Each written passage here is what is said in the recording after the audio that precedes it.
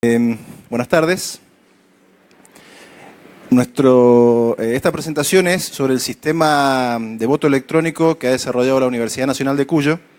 En primer lugar vamos a ver unas nociones generales sobre los distintos sistemas de votación, muy rápido, para poder después ver el sistema específico que ha desarrollado la universidad. En primer lugar, es importante que diferenciemos, según este punto de vista, cuatro distintas clases de sistemas de votación. El que vemos arriba a la izquierda, sistemas tradicionales en papel, nos referimos a los sistemas como el que utilizamos actualmente en Argentina. Sistemas tradicionales de voto electrónico hace referencia a una gran cantidad de sistemas de voto electrónico, puse tradicionales entre comillas, porque bueno, los sistemas de voto electrónico son sistemas supuestamente nuevos, pero en Brasil, por ejemplo, ya se utiliza un sistema hace aproximadamente 20 años, o sea que ya tiene su historia, su avance y su mejoramiento y su aprendizaje. Los sistemas de boleta única en papel hacen referencia a sistemas en los cuales, ya enseguida hay un desarrollo más específico, se utilizan, por ejemplo, en la provincia de Santa Fe y en la provincia de Córdoba. Son sistemas de boleta única, pero sin utilizar un formato electrónico en este caso. Y por último, los sistemas de boleta única electrónica, que son sistemas como el que se utilizó en la elección de Santa Rosa, aquí en Mendoza, que se utilizó en Buenos Aires, en Salta, y es el sistema para el cual hemos desarrollado también una versión en la Universidad Nacional de Cuyo.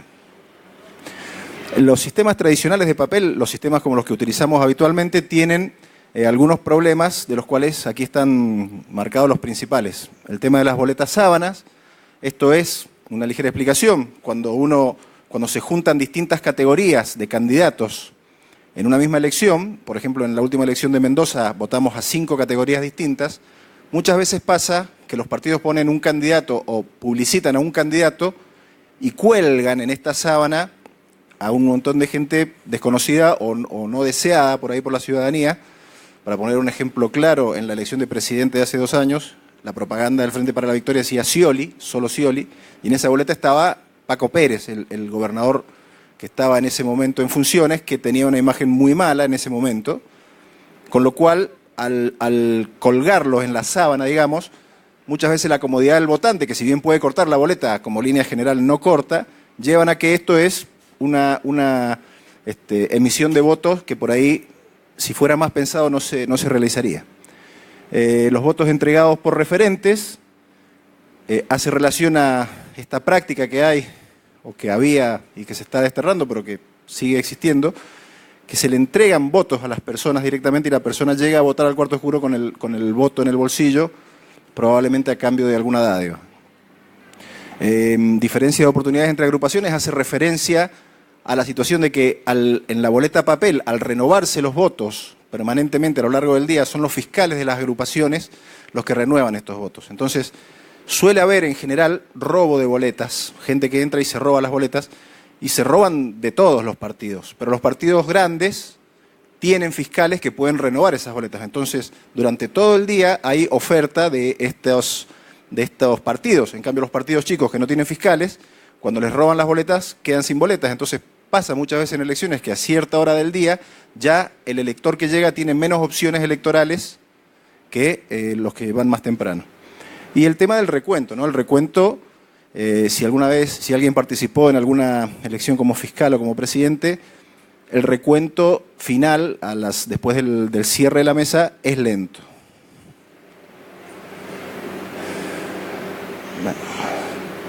En reemplazo de esto se propuso y se utiliza en algunas provincias como Santa Fe y Córdoba, sistema de boleta única en papel. Estos sistemas son unos sistemas que se le entrega al votante una papeleta única donde están todos los nombres de los distintos candidatos. Este sistema se utiliza aquí en Mendoza también en la cárcel, por ejemplo, cuando vota la gente que está detenida, votan con un sistema de boleta única. De esta forma, en el sistema cordobés, es una boleta inmensa que tiene los distintos candidatos y las distintas categorías. Entonces, el votante tiene que hacer una cruz en cada categoría para ver a quién vota. Entonces, es muy fácil equivocarse.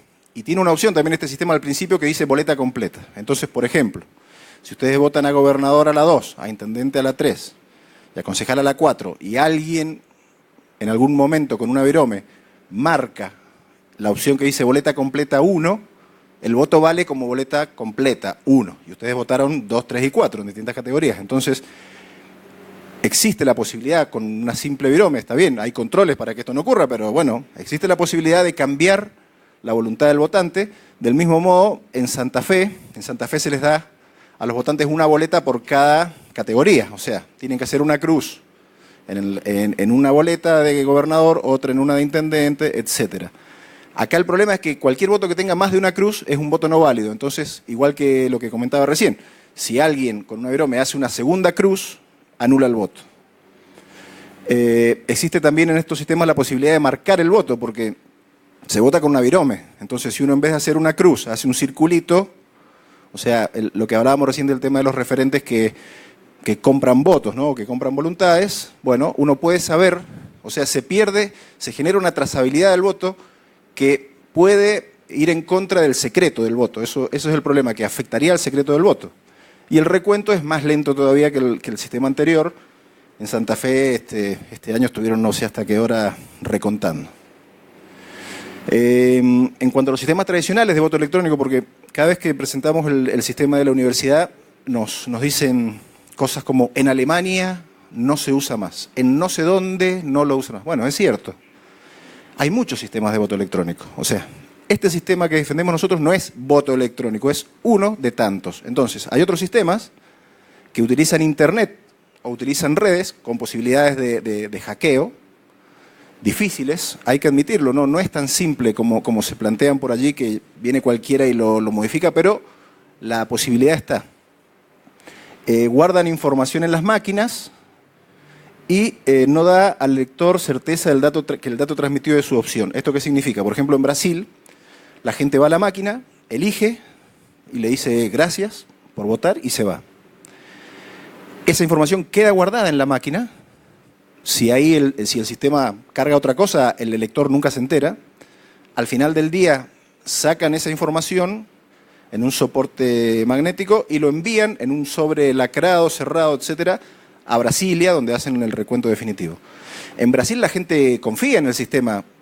No sé si han notado, en los últimos 20 años no ha habido así grandes escándalos, yo no he visto casi ninguno en realidad, de problemas con el voto electrónico en Brasil. Sin embargo, usan un sistema en el cual el votante confía, o sea, no sabe qué votó. Vota, yo voto la lista 3 y me dicen muchas gracias, y si después queda guardada la 2, no me entero. El uso de Internet también en otros países como Estados Unidos se transmite, no sé si han visto por ahí algunas series, 6 de la tarde cierra la elección y dicen porcentajes tanto y tanto. Es perfecto, es maravilloso la velocidad de esto, ¿no? Pero existe la posibilidad de alterar en el camino la información generada en las mesas. Y esto que se guarda en las máquinas de votación la selección, ¿cuál es el problema que se encuentra muchas veces en este tema? Como el sistema brasilero que les decía, que al final del día sacan la información. ¿Existiría la chance? Existe, es difícil en la práctica, pero existe, de saber en qué orden se votó, ¿cierto? Si yo voto y guardan mi decisión, vota el que sigue y guardan su decisión, si yo viera ese sistema internamente podría saber a quién votó el primero, a quién votó el segundo, a quién votó el tercero, con lo cual esta trazabilidad disminuye o elimina el secreto del voto, ¿no? Entonces, son problemas que si bien con la confianza de la gente y el sistema bien hecho, como ocurre en Brasil, no pasan, el riesgo existe. Los sistemas de boleta única electrónica son de fácil uso para el votante, no tiene ningún tipo de conexión, o sea, el dispositivo en el cual se vota es un dispositivo que solamente tiene conexión a 220, ¿cierto? A la tensión de red. No se guarda en las máquinas de votación la selección hecha por los electores, o sea, no guarda nada de información. Y el recuento es rápido porque se realiza utilizando, en algunos casos, los sistemas tienen un chip electrónico, en otros casos tienen un código de barras, es el caso de la Universidad de Cuyo, un código de barras, o un código QR, que es ese código cuadrado con muchos cuadraditos que tiene, por ejemplo, WhatsApp Web, para los que lo usan. Cualquiera de estos sistemas sirven para hacer un recuento más rápido. En el sistema nuestro, el que desarrollamos en la Universidad Nacional de Cuyo, vimos también algunos problemas que tenía este otro sistema que se usó en Santa Rosa, entonces intentamos mejorar todavía aún más dentro de del mismo cuadro de sistemas, mejorarlo aún más. E imprimimos en papel la opción seleccionada, o sea, el soporte que queda del voto es un papel que el votante ve al momento de votar. La máquina le entrega un papel, ese es el soporte que queda, en la máquina no queda nada. Entonces, en esto es similar al sistema tradicional, en definitiva, que uno va con un papel y lo mete en la urna. En este caso igual, le dan un papel, uno lo mete en la urna. Salto el segundo, ya vuelvo. Evita la trazabilidad del sufragio, todos los votos en nuestro sistema. El código de barras, dos personas que votan a la misma selección tienen exactamente el mismo código de barras, los votos son idénticos, digamos. Con esto se evita la posibilidad de trazabilidad, ¿cierto? Si 100 personas votan a tal candidato, hay 100 votos idénticos, no sabemos quién votó o quién no. El sistema con chip tiene una dificultad que es que podría llegar difícilmente, pero se puede. Los chips tienen todos un código distinto, entonces dos votos, si bien es difícil identificarlos, son distintos, ¿cierto? Por eso también al momento del recuento la máquina detecta ese número y no permite que se cargue dos veces el mismo voto.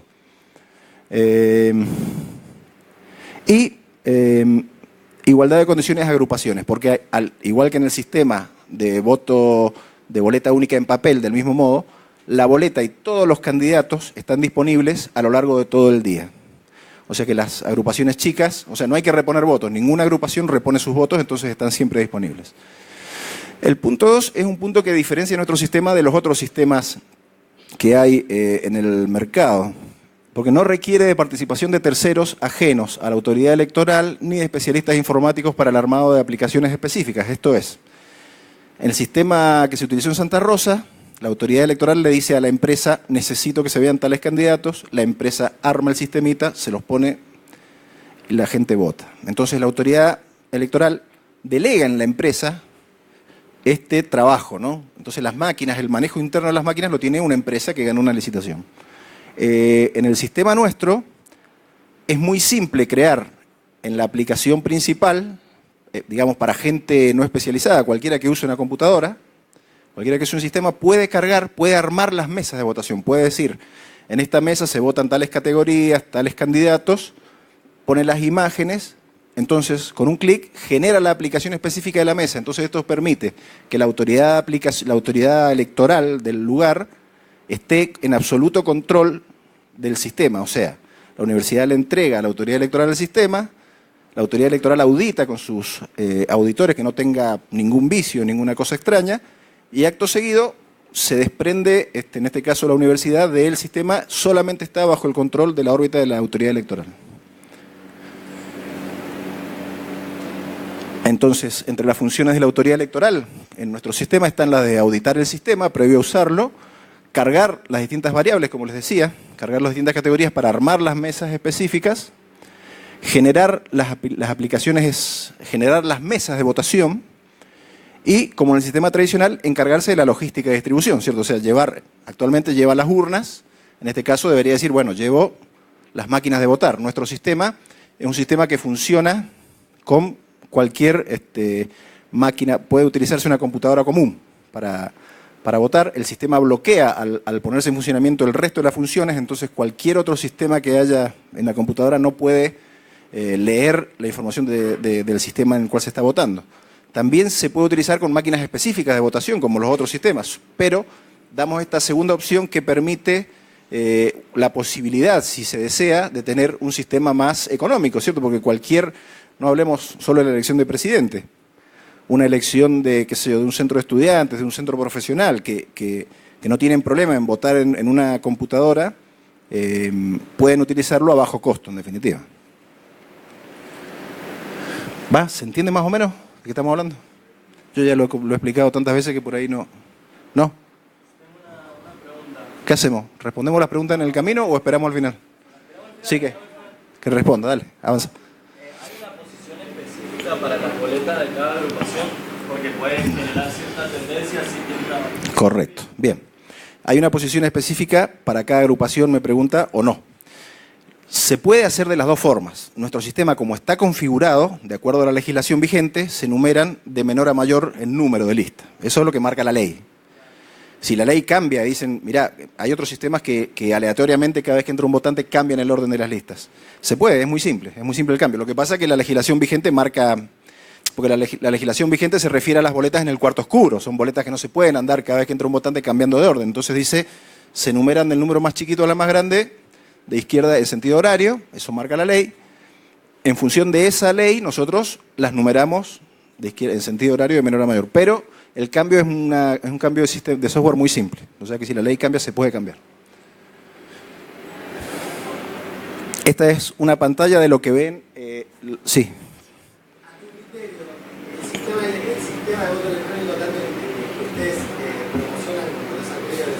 O sea, ¿estarías en condiciones de decir que es imposible hackear?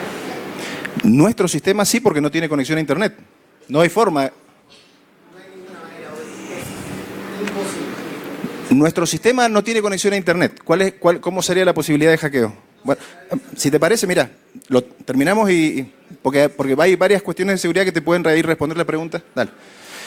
Entonces, esta es la imagen que ve la autoridad electoral, en la cual van cargando, con un clic en cada uno de estos lugares, van cargando las distintas categorías de votantes, las mesas. Entonces, al final, con un clic en crear mesa, se genera una carpetita. Esa carpetita es la que se pone en la computadora o en la máquina de votar de cada mesa específica. La aplicación específica, o sea, ¿qué pasa en la mesa el día de la votación? El presidente de mesa deja solamente conectado la computadora, en este caso, con la impresora. Estoy hablando en este caso de un sistema que estamos ya modificando. En la universidad estamos generando una máquina específica, pero si ustedes lo ven acá, lo han visto en la muestra, tenemos una pantalla y una impresora al lado, o sea, mostrando el sistema cómo funciona con dispositivos comunes que hay en cualquier lugar. Entonces, se deja conectada la impresora y la pantalla táctil, dice acá, puede ser una pantalla no táctil con un mouse. Si funciona con mouse, solamente funciona el botón izquierdo del mouse, se inhabilita el resto de los botones, o sea que el votante no puede hacer nada, no tiene un teclado, no tiene nada, tiene solamente la pantalla y la impresora. Y el mouse, si es que es un mouse. Entonces, el presidente le da un voto en blanco al votante, el votante pone el voto en la impresora, le muestra la primera pantalla, elige, hace su opción, le pregunta si está de acuerdo, sí, pasa a la segunda opción, elige, si no está de acuerdo, cambia. Y así va armando el voto, finalmente hace una validación final con el voto completo, si el votante está de acuerdo, se imprime. Se imprime y tiene la imagen completa y un código de barras. Y un texto abajo que dice que en caso de divergencias, cosa que no ocurre, pero si las hubiera, vale las imágenes por sobre el código de barras. Esto es, el código de barras expresa lo que dicen las imágenes, ¿cierto? Pero uno como votante no sabe qué dice el código de barras, uno ve un montón de numeritos abajo, ¿cierto? Entonces me dicen, ¿qué pasa si el sistema está mal y el código de barras, yo voto una lista y el código de barras me marca otra? Bueno, lo que pasa es que al momento del recuento, el presidente de mesa, cuando pasa el lector de código de barras y le muestra en pantalla que la opción es distinta, puede dar marcha atrás y arreglar esto manualmente. En el momento del recuento, se puede modificar si es que hay alguna diferencia. ¿Qué vale? Entonces, en ese caso, ¿no? ¿Qué vale? Porque el voto dice dos cosas. Tiene una imagen y tiene un código de barras. Entonces, abajo el cartelito aclara. Lo que vale es la imagen. ¿Qué significa esto? Que el votante, al momento de votar, puede irse tranquilo, que lo que él está viendo en ese papel es lo que está votando, aunque hipotéticamente, nunca haya pasado, pero el código de barras marque otra cosa. Bueno, el votante entonces dobla el voto y lo deposita en la urna. Al final del día, el presidente de mesa reconecta el teclado y el lector de código de barras y activa la planilla de escrutinio. Con este teclado se activa la planilla de escrutinio y recuenta con supervisión de los fiscales voto por voto. O sea, agarra un voto, lee con el código de barras, aparece en pantalla lo que dice, lo mismo que se ve en el voto. Si coincide, da un enter, ¿no? Enter, pasa al voto siguiente. En este caso, y luego una vez que está terminado, imprime las actas de escrutinio. Esta acta de escrutinio tiene también un código de barras que indica toda la información que está en el acta. Y ese acta se escanea a la autoridad central. Entonces la autoridad central cuando recibe el acta también la puede leer con un código de barras, entonces la carga centralizada también es más rápida. Me preguntaban en este caso, ¿qué pasa si 2 veces paso el mismo voto? Entonces, los otros sistemas, los de chip, uno no puede pasar 2 veces el mismo voto, porque no hay 2 votos iguales, son distintos. El chip es distinto a un chip del otro. Entonces, esto permite, lejanamente, pero permite la trazabilidad del voto, porque los 2 votos son distintos, en definitiva. Electrónicamente se puede detectar esa diferencia. En este caso, 2 votos por los mismos candidatos son idénticos. Entonces, el sistema, si uno pasa un voto 10 veces, lo lee 10 veces. Entonces, ¿cómo es la cosa? El sistema ayuda al presidente de mesa y a los fiscales. Igual que en el sistema tradicional. Si hoy, uno cuando están contando votos, te cuentan, hay 15 votos y te cuentan 42 y vos estás mirando para otro lado, bueno, te caminan en definitiva, ¿cierto? En este caso ocurriría lo mismo. Es necesario entonces que esté el presidente de mesa y que estén los fiscales, y lo que hace el sistema es ayudar al presidente de mesa a realizar el recuento más rápido. No lo reemplaza, no es que el sistema dice lista tanto, es lista tanto, no. Esto es una lectura rápida que el presidente de mesa valida voto por voto lo va viendo en pantalla, y si está de acuerdo todos los presentes pasan al voto siguiente. Una vez que llegan entonces las imágenes a la Junta Electoral Central, con un lector de código de barras, el sistema, cuando generamos el sistema al principio, cuando la autoridad electoral genera el sistema, se genera también un contador que se utiliza en este caso, donde ya están precargadas, al generarse el sistema inicial, yo genero X cantidad de mesas, se carga en el sistema toda esta cantidad de mesas, entonces al momento del recuento, ya el sistema sabe qué mesas hay y qué información tiene cada una. Entonces con el lector de código de barras, de cada acto de escrutinio, se carga la información recibida, por lo cual la carga centralizada también es mucho más rápida. En todos estos casos, siempre permite la modificación manual de los datos. Si por alguna razón, fuera la que fuera, hay un dato mal, la autoridad puede a mano, o sea, haciendo un clic sobre la pantalla, cambiar los datos. En definitiva, el código de barras sirve para ayudar a las autoridades, no las reemplaza. Esto lo implementamos el sistema el año pasado en las elecciones de Consejo Directivo y Superior de la Universidad Nacional de Cuyo. En la Facultad de Ciencias Agrarias hubo 2.529 electores de 3 claustros, estudiantes, egresados y personal de apoyo académico, que es la gente que trabaja en la universidad. Un dato importante, en la Facultad de Ciencias Agrarias trabaja gente en las fincas. Había un par de casos de personas analfabetas, absolutamente analfabetas, que son personal de apoyo académico de la universidad. Estas personas fueron con cierto miedo. Previamente a la elección había una máquina, y el día de la elección también había una máquina ahí para probar. Practicaron con ayuda hasta que aprendieron a votar. Emitieron su voto solos y con mucha alegría, porque uno de ellos nos comentó que la verdad que era la primera vez en su vida que votaba solo, ¿no? Porque al no saber leer y escribir siempre confiaba en alguien que le daba la boleta correspondiente. Con este sistema pudo elegir libremente su opción. El tema de doble urna nos generó una complicación especial porque teníamos que imprimir 2 votos. Esto hicimos un voto que terminó siendo tamaño A4, con troquel en el medio, entonces el votante iba, elegía las 2 categorías, el voto se imprimía, partía por la mitad del voto y salía y lo depositaba en las 2 urnas distintas. En el resto de las facultades de la universidad se utilizaba el sistema tradicional. Al votante le dan 2 sobres, uno que dice U de universidad, otro que dice F de facultad, entra al cuarto oscuro donde hay 2 mesas, agarra el voto del consejero directivo, lo pone en la U, el de consejeros, ya lo dije mal, más de uno hizo esto, el de consejero directivo lo pone en la F de facultad, el de consejero superior lo pone en la U de universidad. Si se equivoca, cuando sale, las autoridades de mesa le dicen, los sobre U van acá, los sobre F van acá. Entonces, si él metió mal los votos, su voto se anula los 2, ¿cierto? Cuando hacen el recuento por separado, aparecen votos equivocados. Ya vamos a ver enseguida, se redujo bastante este problema con el tema de voto electrónico. Tenía un par de videitos que no los pudimos ver, así que los sacamos. Tuvimos en la facultad, si fueron acá al stand, algo parecido. Es más, este es uno de los que utilizamos, este que tenemos acá. Es una pantalla de 45 grados y una impresora. Les dejamos el mouse por si alguno quería utilizar el mouse. La pantalla es táctil. Y abajo del banco, a la vista de las autoridades de mesa que están atrás, estaba todo el sistema, toda la computadora, la CPU, totalmente sellada, ¿no? Para evitar cualquier posibilidad de que alguien pusiera un pendrive o algo. Aunque más allá de que el sistema, al estar corriendo, no permite acceso de otros sistemas de la computadora, pero en definitiva, el lector todo lo que podía hacer, en este caso, era tocar la pantalla y nada más, no tenía más opciones que esa.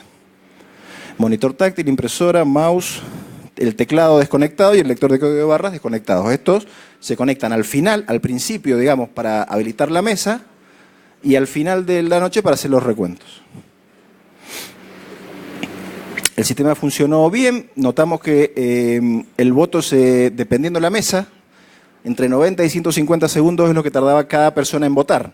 ¿En qué iba esta diferencia? Hay algunos presidentes de mesa que pedían un documento, le daban el voto, la persona iba, votaba, volvía, emitía el voto y ahí le devolvían el documento y le pedían el documento al siguiente. Ese es el caso de 150 segundos, son 2 minutos y medio. O había otros presidentes que mientras la persona iba a votar le pedían el documento al siguiente. Entonces, cuando la persona salía, pasaba el próximo. En este caso, tardaron en promedio 1 minuto y medio, 90 segundos. Este es el modelo del voto que se utilizó en las elecciones estas. Esto tenía troqueles, se ven por ahí, acá, acá y acá. El voto se podía poner el papel de cualquier forma. Siempre todo esto lo imprimía la máquina, entonces uno lo pusiera como lo pusiera, imprimía bien. Se elegía una categoría de superior, una categoría de directivo y los códigos de barra. Esto simplificó bastante, minimizó el error, ¿no? Esto de que al salir tenía un voto que decía universidad y otro que decía facultad, no había forma de meterlo en el sobre equivocado, digamos. Al final del día el escrutinio se realizó en un tiempo promedio de 5 segundos por voto. Eso es lo que tardaba el presidente de mesa en agarrar el voto, escanear, ver en pantalla, que era lo mismo que decía, y dar enter. Hasta que el presidente de mesa no da enter, el voto no se carga. O sea que para cargar 2 veces, para cometer un fraude y cargar 2 veces el mismo voto, tenía que hacer pip, enter, volver a hacer pip y volver a hacer enter. No hay error. O sea, el que lo hizo está cometiendo un fraude y tiene los fiscales y el resto de las autoridades presentes para que esto no ocurra, como ocurre con el sistema actual, ¿no? Estos 5 segundos por voto, más el tiempo tradicional que hay desde que se cierra la mesa hasta que se cuentan los votos del padrón, empiezan, hay distintas velocidades de las personas, nos lleva a que tardaron entre 24 y 41 minutos en mandar el mail. Nosotros lo que contamos es en qué momento llegó el mail escaneado a la Junta Central de la Universidad, para poder compararlo con las otras facultades. Entonces vimos en el mail de recepción de la Junta Electoral cuánto tardaron. A las 7 cerraron las elecciones, a las 7:24 llegó el primer mail de la Facultad de Ciencias Agrarias. Un promedio de 41 minutos en las 16 mesas, en las 16 urnas, eran 8 mesas, doble urna cada una, 16 urnas, fueron 16 mail enviados, un promedio de 41 minutos. Esto es para que vean la velocidad promedio del escrutinio. 41 minutos acá la primera, la verdecita, la Facultad de Ciencias Agrarias, el resto de las facultades de la universidad y el rectorado, ahí en 75 minutos. Todas estas funcionaron con sistema tradicional de doble urna, un promedio de 110 minutos cada mesa, ¿no? Con un límite máximo de 169 en la Facultad de Derecho, que es habitual las discusiones ahí, entonces por ahí también hay un poco de discusiones en ese incremento de velocidad. Esto es lo que les decía recién, la cantidad de votos anulados disminuyó a la 1/5 parte entre los votos anulados en el sistema en la Facultad de Ciencias Agrarias y el promedio de los votos anulados en el resto de las facultades. Hubo mayor participación, tanto en los alumnos como en el personal. Puede ser también un poco la novedad, ¿no? Pero en definitiva la participación, la cantidad de gente que votó, entonces este miedo de que no van a votar porque no van a entender el sistema, bueno, tampoco fue así. Estamos terminando, falta poquito, no sé cómo vamos. Entonces, en definitiva, ¿Cuáles son las ventajas comparativas que vemos de este sistema sobre otros? Minimización de la vulnerabilidad del sistema, independencia de la autoridad electoral con respecto a terceros, el bajo costo porque se puede utilizar máquinas comunes, impresoras comunes, la transparencia que da el tema de tener un código de barras que en nuestro caso estaba publicado previamente, o sea que el que quería podía saber qué debía decir su voto en números, en código de barras, aunque en general nadie lo hace, pero se podía. La participación igualitaria de las agrupaciones, por esto de que está la boleta presente, como en todas las boletas únicas, y la mayor participación de ciudadanos universitarios, porque hubo una mayor participación en esta facultad. Estos son un par de, ya terminando, un par de datos que saqué en comparación, comparando, en este caso, el costo de las boletas en 2 elecciones. ¿Por qué 2 elecciones? Porque comparé contra lo que se gastó en Mendoza en este año, sumando pasos y generales, ¿no? Nosotros tuvimos en Mendoza 8 agrupaciones en las pasos y 4 en las generales. Cada una de estas tenía 5 cuerpos, ¿no? Entonces elegíamos diputados nacionales, diputados y senadores provinciales, concejales. ¿Y qué me está faltando? ¿Cuál? Diputados, senadores provinciales. Sí, 2. 4 cuerpos. ¿Por qué saqué 5? Bueno, saqué mal la cuenta entonces. 4. Claro. Nosotros podemos votar entre 1 y 10 categorías en Mendoza. O sea, en el caso más furioso, si votamos senadores nacionales, si votamos parlamentarios de Mercosur, si votamos gobernador, intendente, entonces son 10 categorías. Entonces, lo que acá se ve es que la línea azul es lo que cuesta, sale 81 centavos, 2 boletas de voto electrónico, es una boleta de un papel térmico, y la otra, la naranjita, es lo que paga el Estado. El Estado paga, entre el nacional y el provincial, una boleta, un padrón para cada agrupación. Entonces, en este caso dijimos que hubo 8 y 4, 12 padrones. Entonces, si bien se utilizó para votar un padrón, porque cada persona metió un voto, se imprimieron 12 votos por cada votante. La línea gris indica algo que es una cosa que no es una certeza, pero los partidos en general imprimen otro padrón más del que les da la justicia.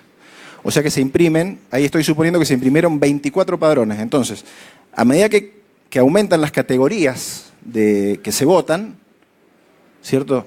La boleta única electrónica sigue valiendo igual el costo, porque es un solo papelito. Las otras se va incrementando el precio a medida que incrementamos la cantidad de cuerpos que tiene la boleta. Con lo cual sale aproximadamente 20 veces más en plata lo que se gasta en papel en el sistema tradicional que con este. Esto es en gramos, o sea, cuántos árboles talamos. La boleta de voto electrónico es más pesada que las otras, tuvimos en consideración eso, tuvimos en consideración el tamaño, también el tamaño de los cuerpos según ley y el tamaño de la boleta que se utilizó en Santa Rosa, por ejemplo. Ese fue el ejemplo. En esa comparación pesa 4 gramos cada boleta, o sea, 2 elecciones, 8,3 gramos, y el resto se va incrementando dependiendo de la cantidad de listas, ¿no? En este caso, 8 gramos contra 70 gramos que imprimió el Estado en estas elecciones de este año. Por último, entonces, comentarles que estamos realizando, intentamos llegar a esta feria, no llegamos, un nuevo prototipo, porque nuestro sistema lo hicimos inicialmente para poder funcionar, como les decía, con cualquier máquina, pero nos encontramos con el problema de que muchas autoridades no quieren el problema logístico de tener que llevar las computadoras, las impresoras, los monitores, conectarlo, tener a alguien que los conecte, el riesgo de decir, uy, ¿y qué pasa si alguien mete la mano y mete un sistema ahí? Entonces, estamos desarrollando un sistema, una caja de votar, que tiene todo incluido, que no tiene ninguna conexión externa, solamente la conexión de 220, ¿cierto? No tiene memoria, no se puede almacenar información, respondiendo un poco a lo que vos preguntabas. Es un sistema que va a funcionar solo con una memoria RAM y una ROM. El ROM es como un CD, hay muchos que se llaman, algunos CD-ROM. ROM significa lectura de memoria de solo lectura, read only memory. Esto significa que se puede leer, pero no se puede escribir esa memoria. Entonces, en definitiva, en ese sistema, en esa ROM, se carga la información de la mesa, y la RAM es la memoria que funciona mientras la máquina está funcionando, mientras está enchufada, digamos. Cuando uno desenchufa la máquina, la RAM desaparece. Entonces, en definitiva, es vulnerable, como decías vos, si el sistema está auditado previamente, que está bien hecho, es invulnerable. Porque no hay forma, una vez que está grabado, primero que no hay conexión externa, no hay forma de que alguien te lo hackee, decían en no sé dónde, en Holanda, desde el ciber de la esquina. Bueno, no, acá el ciber de la esquina no funciona porque no tienen wifi, no tienen internet, no tienen nada. Pero si llegara el hacker, entrara a la mesa sin que nadie lo viera, metiera un pendrive en una ficha de pendrive que no tiene, supongamos un montón de cosas que pasen, la máquina no tiene dónde guardar información, no tiene un disco rígido, por decirlo así, donde se guarda esa información, con lo cual es imposible, si el sistema está auditado previamente, que se cometa, que se altere el sistema. Funciona con impresora térmica y tiene también opcionalmente una batería interna que sirve para muy poco, porque la impresora consume mucha energía, pero sirve para que si en el momento que un votante está emitiendo el voto se corta la luz, el voto salga igual, no quede trabado, digamos, con el voto a medio de emitir. En cuanto a las vulnerabilidades del sistema previas a esto, digamos, ¿qué pasa si alguien, porque acá estamos diciendo que el CD está bien impreso, ¿cierto? El CD-ROM viene bien. ¿Qué pasa si viene mal? ¿Qué pasa si alguien en la empresa cometió el fraude? Entonces, cuando uno imprime la boleta 3, se imprime el código de barras que dice 2. Bueno, al momento del recuento, el presidente de mesa nota esa falencia, en definitiva, y se puede modificar al momento del recuento. Y si yo si me imprime una cosa distinta a la que yo voté, el votante se da cuenta. O sea que cualquier falla que haya, puede bien el votante, si él imprime una boleta, si él hace una selección y se imprime otra, o si bien se imprime bien y al momento del recuento salta otra, en cualquiera de los dos casos se detecta en el momento y es salvable el problema. Por eso es lo que decimos que es, vos me decías, es imposible, y me insistís con la palabra imposible.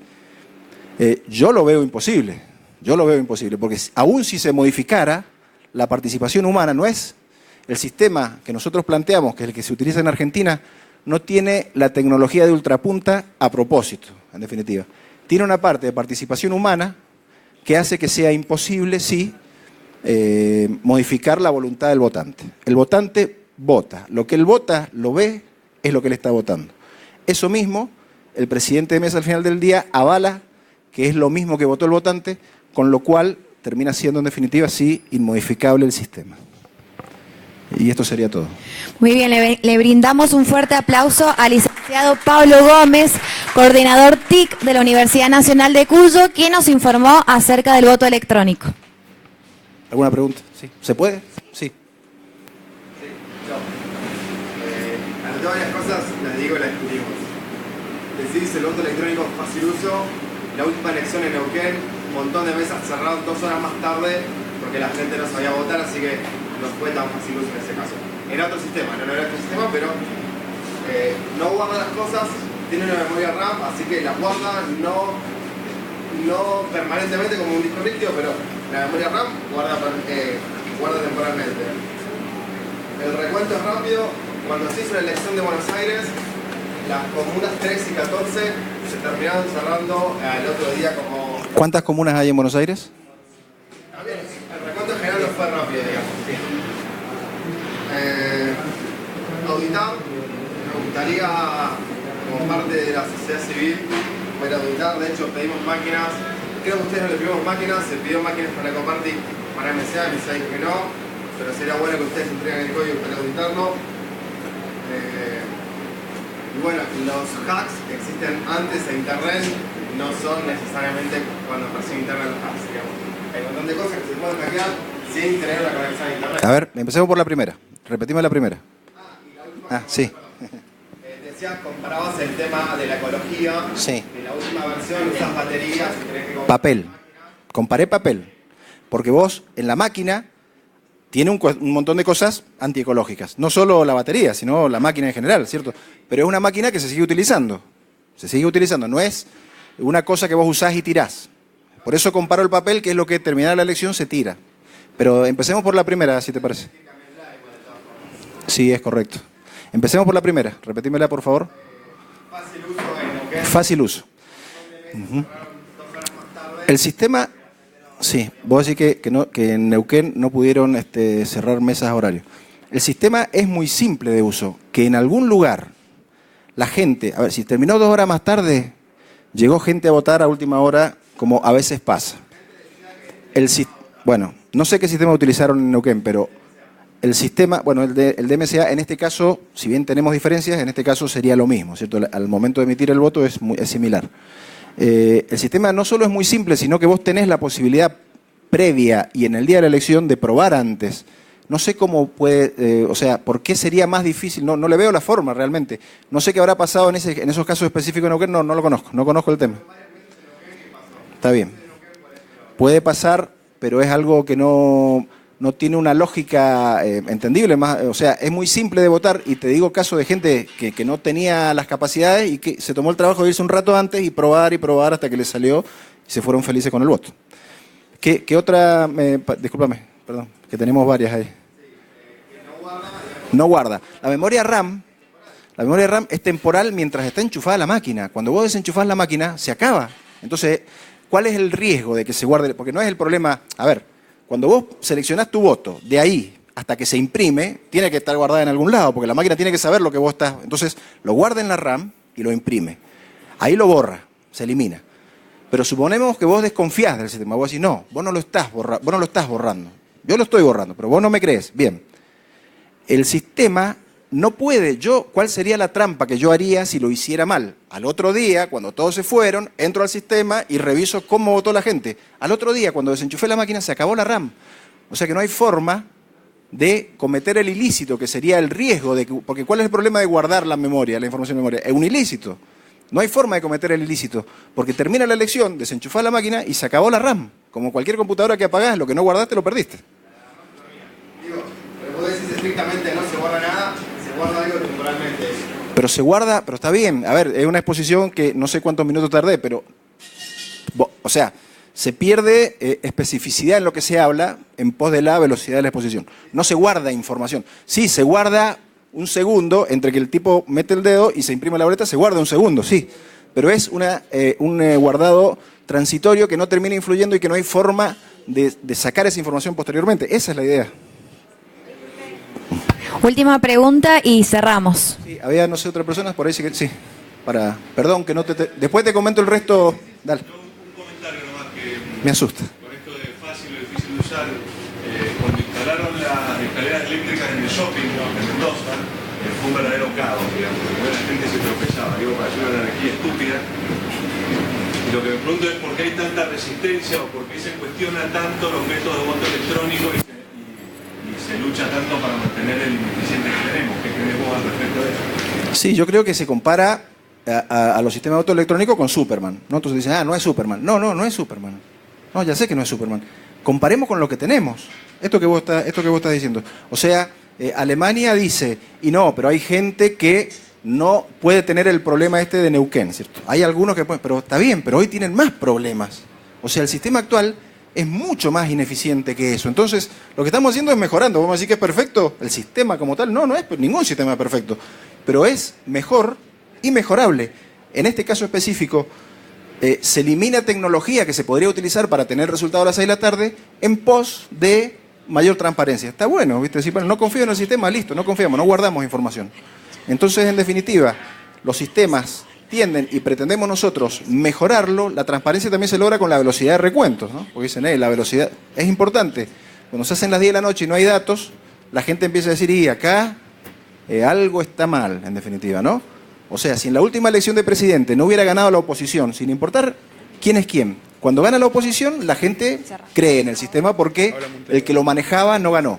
Pero cuando gana el que maneja el sistema, hay que tener una respuesta rápida de los resultados, porque si no, minutos que pasan, minutos que se sospecha el fraude, en definitiva.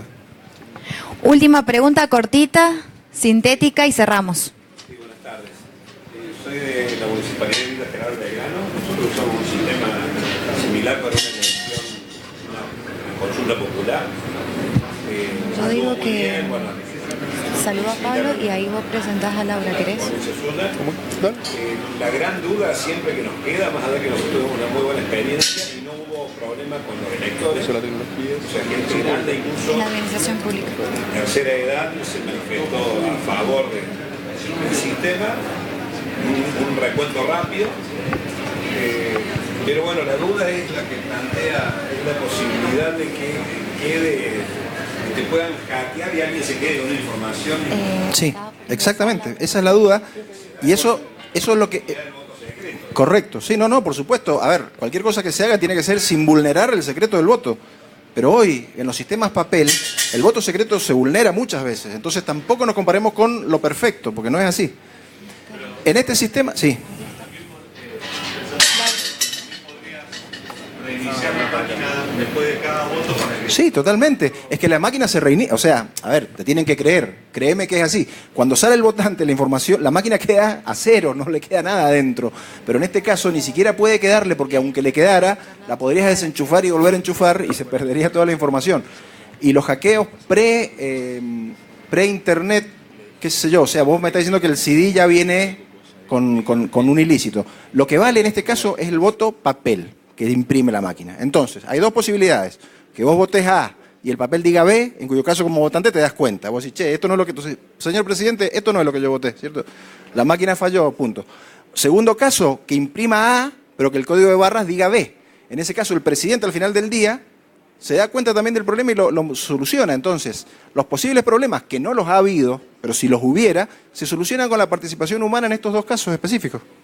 Yo puedo seguir contestando lo que quiera. Listo. Ahora sí le damos un fuerte aplauso al licenciado Pablo Gómez, coordinador TIC de la Universidad Nacional de Cuyo. Gracias.